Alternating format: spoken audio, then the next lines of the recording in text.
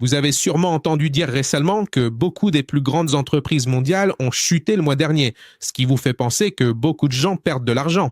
Mais que diriez-vous si je vous disais que beaucoup de gens en tirent aussi profit?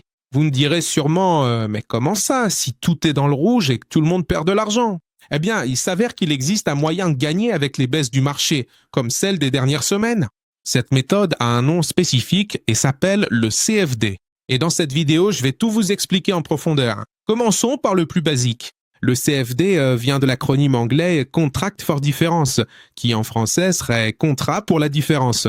Et le nom dit tout, car c'est littéralement un contrat entre vous et un tiers, ici un courtier, une plateforme d'investissement, où les deux conviennent d'échanger la différence de prix d'un actif entre l'ouverture et la fermeture de l'opération.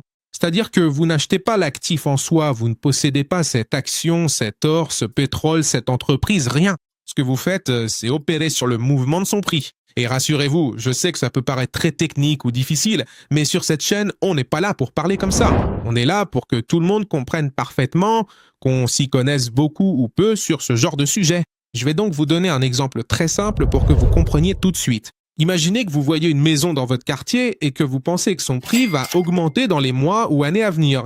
Dans le monde des investissements traditionnels, vous devriez acheter cette maison, attendre que son prix monte, c'est-à-dire que votre théorie se vérifie, puis la revendre. Mais avec un CFD, ce que vous faites ressemble plutôt à un pari éclairé. Vous dites « je pense que cette maison va prendre de la valeur » et vous passez un accord avec quelqu'un, ici le vendeur, mais pour un CFD, ce serait le courtier. Si la maison monte, effectivement, cette personne vous paie la différence. Si la maison baisse, c'est vous qui payez la différence à cette personne. Vous demanderez quelle différence? Je vous expliquerai ça plus tard. Mais en réalité, vous n'avez jamais vraiment acheté la maison. Sans posséder les titres, vous avez juste spéculé sur son prix. C'est le principe du CFD. Maintenant, attention à un point très important. Quand on parle d'actions normales, d'ETF, de fonds d'investissement, vous achetez l'actif et vous en êtes propriétaire. Si vous avez acheté une action Amazon, cette action est à vous. Mais avec un CFD, ce n'est pas le cas. Vous ne possédez rien, vous spéculez simplement sur le prix de cet actif. Et cela a ses avantages, mais aussi ses risques, que nous verrons plus tard. Mais voyons d'abord en pratique comment cela fonctionne, car c'est là que ça devient intéressant. Vous savez ce qu'est un CFD en théorie, mais concrétisons cela avec des chiffres réels pour voir exactement comment on gagne et on perd de l'argent avec. Supposons que vous regardiez le prix de l'or et qu'en ce moment, pour donner un prix, il soit à 2300 $ l'once. Vous analysez le marché, regardez les infos, les graphiques et concluez que l'or va monter. Alors vous ouvrez un CFD d'achat, ce qui dans le monde du trading s'appelle prendre une position longue ou en anglais going long. Vous ouvrez cette position à 2300 et il s'avère qu'en effet l'or monte à 2350. Vous décidez de clôturer l'opération à ce moment-là. Maintenant je vous demande, et mettez cette vidéo en pause, combien avez-vous gagné au moment où vous avez clôturé? La réponse est la différence. Maintenant, dites-moi combien fait cette différence pour voir si vous suivez bien. Eh bien, la différence est de 50 $ pour chaque unité que vous avez négociée. C'est-à-dire que si vous avez négocié un contrat, vous avez gagné 50 $. Si vous avez négocié 10 contrats, vous avez gagné 500 $.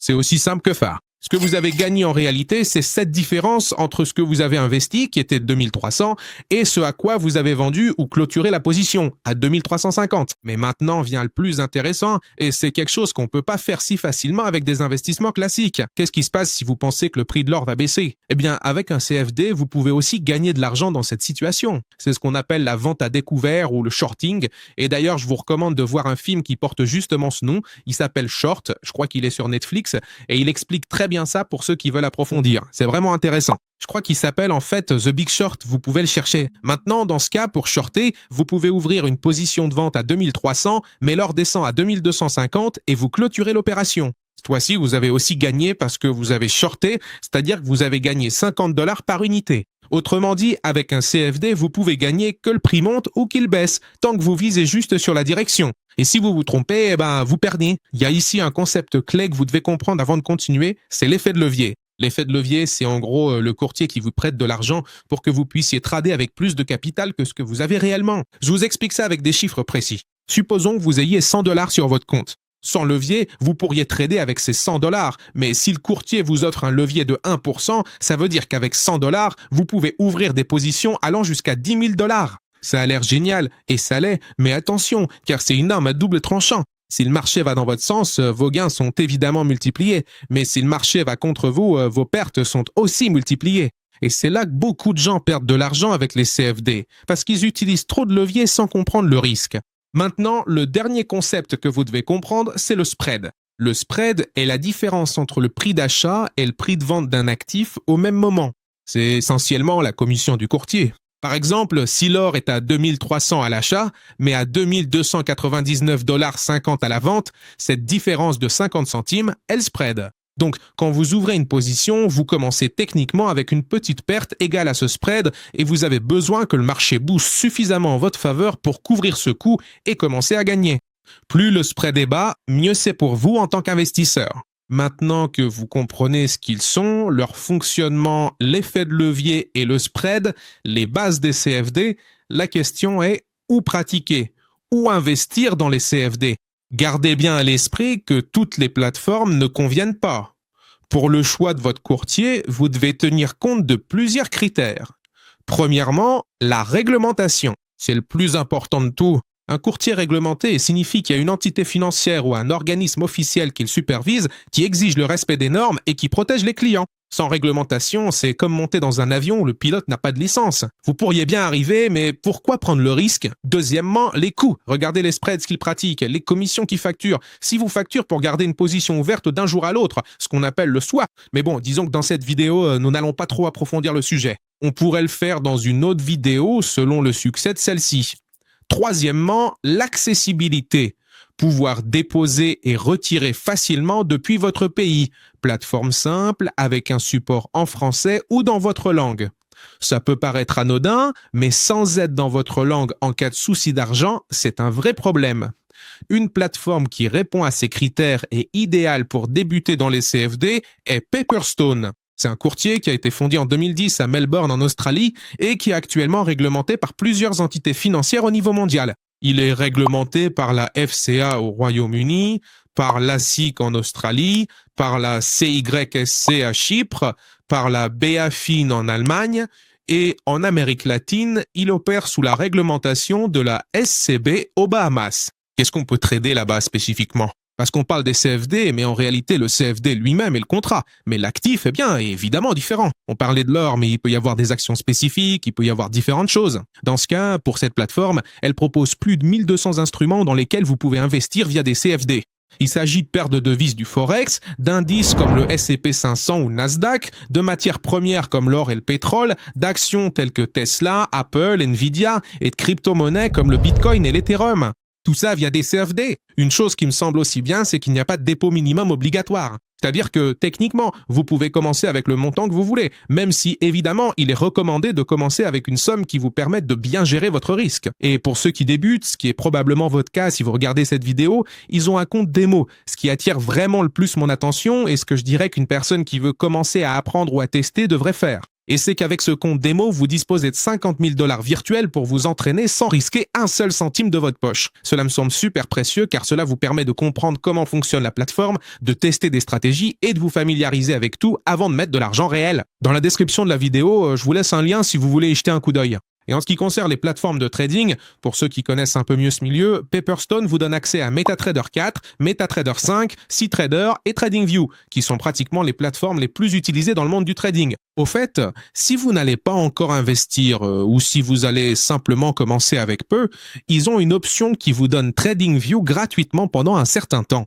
Je vous laisse aussi ça dans la description pour ceux que ça intéresse. Maintenant, voilà, tout va bien, vous avez compris comment fonctionnent les CFD, ce qu'ils sont, où investir, les types de CFD qui existent, mais maintenant, nous devons parler du fait que vous savez que je n'aime pas vendre l'idée que du jour au lendemain, vous deviendrez millionnaire. En fait, j'aime être réaliste. Parlons donc en toute franchise des avantages et des risques des CFD, car tout n'est pas rose et il me semble important que vous ayez toutes les informations avant de prendre une décision. Commençons par les avantages. Le premier est que vous avez accès aux marchés mondiaux depuis une seule plateforme, depuis votre ordinateur ou votre portable partout dans le monde. Dans n'importe quelle ville du monde, vous pouvez trader des actifs des États-Unis, d'Europe, d'Asie, des matières premières, des crypto-monnaies, le tout au même endroit. Deuxièmement, vous pouvez trader dans les deux sens.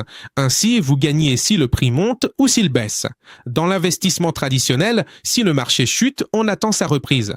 Avec les CFD, vous profitez aussi de ces mouvements à la baisse. Troisièmement, le capital initial peut être réduit. Grâce à l'effet de levier, vous n'avez pas besoin d'avoir des milliers et des milliers de dollars pour pouvoir investir. Avec une somme relativement petite, vous pouvez accéder à des investissements plus importants. Et le quatrième avantage est la flexibilité. Ouvrez et fermez des positions en quelques minutes, quelques heures, ou gardez-les plusieurs jours. À vous de décider selon votre stratégie.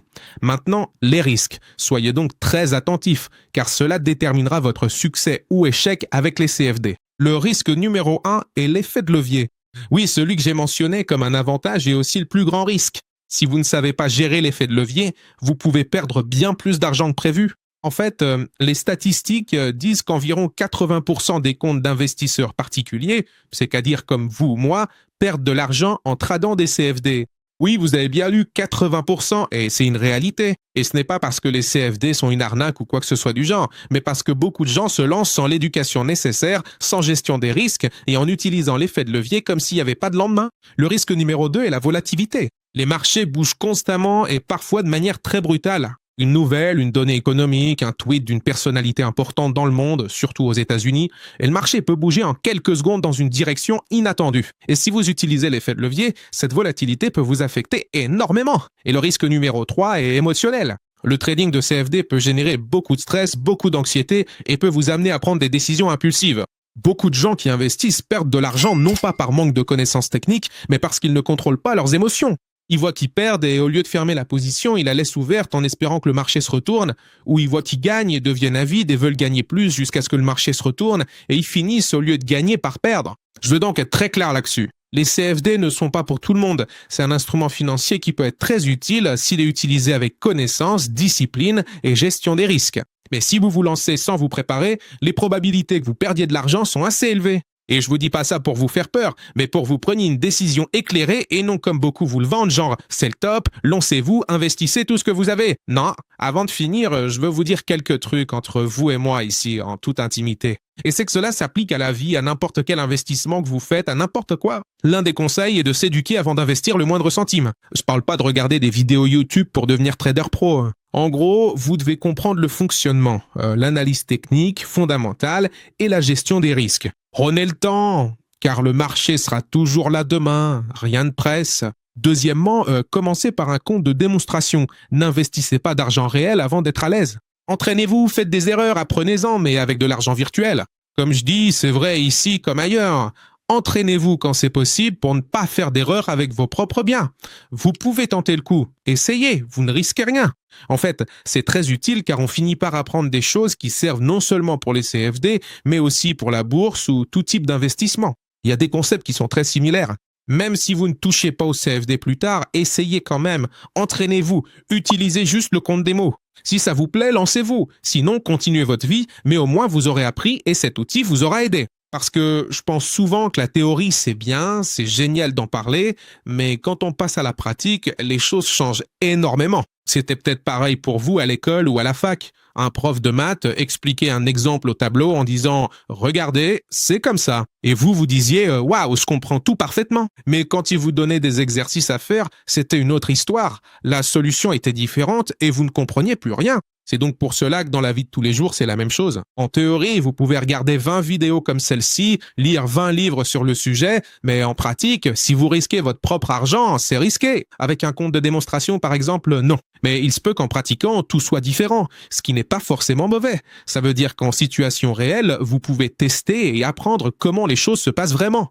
La théorie sert de base, mais c'est la pratique qui fera que tout fonctionnera comme sur des roulettes. Troisièmement, n'investissez jamais d'argent que vous ne pouvez pas vous permettre de perdre. C'est valable pour tout investissement, mais surtout pour les CFD. Si vous pensez à utiliser l'argent du loyer, des factures ou de la nourriture, s'il vous plaît, ne le faites pas. L'argent que vous y consacrez doit être une somme dont la perte ne changera pas votre vie. Justement, beaucoup me demandent comment ça je dois investir de l'argent que je suis prêt à perdre. Il ne s'agit pas de vouloir perdre, mais plutôt que si ça arrive, cela n'affecte pas trop votre vie. C'est-à-dire que si vous perdez, vous ne devez pas finir à la rue parce que vous ne pouvez plus payer le loyer ou que vous avez perdu votre maison. Personne ne veut perdre son argent, ce n'est pas le but. Mais on dit ça pour que si jamais ça arrive, votre vie n'en soit pas bouleversée. C'est pour ça qu'on dit d'être prêt à perdre. J'espère que cette vidéo vous a aidé à comprendre clairement ce que sont les CFD, leur fonctionnement, leurs avantages et leurs risques. N'oubliez pas que tous les liens mentionnés sont dans la description si vous voulez les consulter directement, ainsi que dans le premier commentaire épinglé. Si vous avez aimé et que vous voulez approfondir ces sujets ou d'autres thèmes liés,